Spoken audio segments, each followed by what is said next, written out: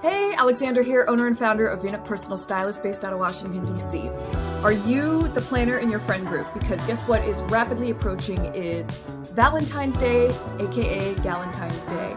So today I'm so excited because we're going to go through 8 different ideas for how to complement your fashion, your wardrobe, with a party theme for Galentine's Day, so you can party with all your friends and have a wonderful time. I even throw in game ideas to go with each theme. And so I give you the fashion recommendations, the game ideas, and the theme itself. So let's get into it. I'm so excited. I love this stuff. Okay, this one is tons of fun. I call it Keep It Simple with Secret Galentine. It's basically Secret Santa. So everybody dresses something, so that when you take photos, you look about the same, like you belong together, but you're all wearing a white tank top or you're wearing Converse or something along those lines. Then what you do is you get on a website. I recommend The RealReal or ThredUp, one of those consignment type ones. Pick one website so that everything shows up at the same time, and everybody chips in, let's say $50, whatever dollar amount you agree on. And you say, for $50, we're going to shop for each other, pick a name out of a hat, and everybody shops for, whoever's name they draw. Then a month later, everything's arrived. So you met on Galentine's Day, and now it's, all of a sudden it's International Women's Day on March the 8th. You all meet up at somebody else's house, and you have a fashion show of everything that you came up with. And you can get a runway even from Amazon, like a piece of long felt, and run some battery-powered fairy lights up and down it, and it's tons of fun. It makes it feel really real. Okay, this one's tons of fun too. So if you don't have a hair friend, you could always, kind of like in the first one with the Secret Santa, you Google or YouTube hairstyles in advance, like pick out everybody's names and know who you're going to be styling, and take turns doing each other's hair. And so you can look in advance and think, what would look good on Claudia's hair, and do that. Basically, everybody picks a style for somebody else. But a key part of this is that you have somewhere fun to go out to afterwards, because you don't just do your hair and then stay home. So find a good place to go out to dinner or go out dancing or something like that. That's critical for this one. So this one is a little bit more adventurous, and basically it's an accessory scavenger hunt. So everybody shows up with a crazy accessory. It could be bright red sunglasses or a bouquet of flowers or bangles or something like that. And then you give those to the hostess right when you arrive. And she goes and hides them while you're all sipping on drinks or something. And then whoever finds the most accessories and immediately wears them wins at the end of the night. And for the hostess, what I'd recommend is you buy another bunch of these like flowers that you see pictured in my hair there.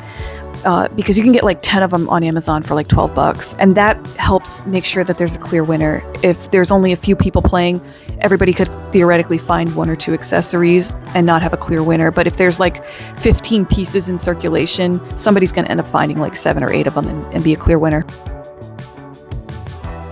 Okay, so this one is near and dear to my heart because wine is my first and only true love.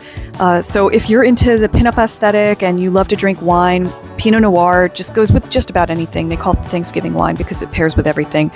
So get dressed up as pinups and get together, sip some wine, and that already is a fun party. But if you want to add to it, even you could, if you are musically inclined, you could get together and sing, some kind of like 1940s war ballad, love song type thing, and record it, and that would be tons of fun because you're already in costume, So it's really just wherever your creativity takes you. So we're going to slow it back down again. The Cozy Cashmere Book Exchange, which just sounds so luxurious and decadent. So it's freezing outside. Who wants to be outside? Everybody basically just brings their favorite book, maybe a book that they have read several times, and then they exchange that with other friends. And you're all dressed in cozy, comfy sweaters. I recommend cashmere because, as you can see on the screen, there's just so many reasons that I love it that aren't even included on that. But basically, everybody's just kind of relaxing. Another option, if you want to keep it fashion themed, is flip through like Dior or Versace, or everybody brings a designer book and you go through and pick your favorite outfits. Or you get an old-timey one from like the 1930s and you talk about how standards have changed so significantly. There's lots to be discussed when it comes to fashion and books. So this idea goes even further back in time than the pinups did. I'm talking 1920s, early 30s. But basically everybody shows up in black, white, gray, and the idea is that your photos look like you are in an old-time movie. And then you can play an old-time movie and have an old-fashioned or some ice cream, and you can charge admission of 5 cents and treat your house like a speakeasy if you wanted. I would recommend the hostess provide some feather boas, maybe those long cigarettes, something like that for the 1920s vibe. But this one's pretty easy, honestly. You just need to get a hold of an old black and white film, which you can find on YouTube for free. One more thing I'd recommend if you really want to level this party up is go out with your friends beforehand to a thrift store and find some actual vintage finds. So chances are, if you're on my channel, you're already like a high test kind of lady, and your friends probably are the same way, powerful, mysterious, strong, you know, because like attracts like. So I am such a huge fan of Power and Permanence number 7 because it is a cheaper version and a less permanent version of a tattoo, although it will be permanent if you choose to keep them on. But I got my first 2 permanent gold bracelets recently. I absolutely love them. I got one matching my best friend, and gosh, they're wonderful. But I asked, like, hey, if I have a medical procedure or something, can these be removed instantly? And they said, yes, absolutely, and we'll fix them for you. So I know places like Love Weld or even Anthropology stores have been having pop-ups where permanent jewelry people come in and set up shop in the lobby. There's no shortage.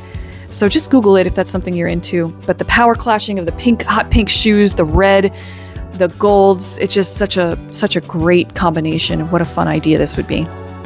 And last but not least, if your friends are more like leather and lace, like low key, you know, let's stay home in our pajamas, but we're gonna drink whiskey and play cards and maybe give a makeover or something like that. This sounds like a wonderful night. Jammies and Jameson, just chill, relax, play cards, and spend time together, because that's ultimately the number one goal, is to make good memories and laugh and play games and have a wonderful time. So that would be my recommendation for number 8.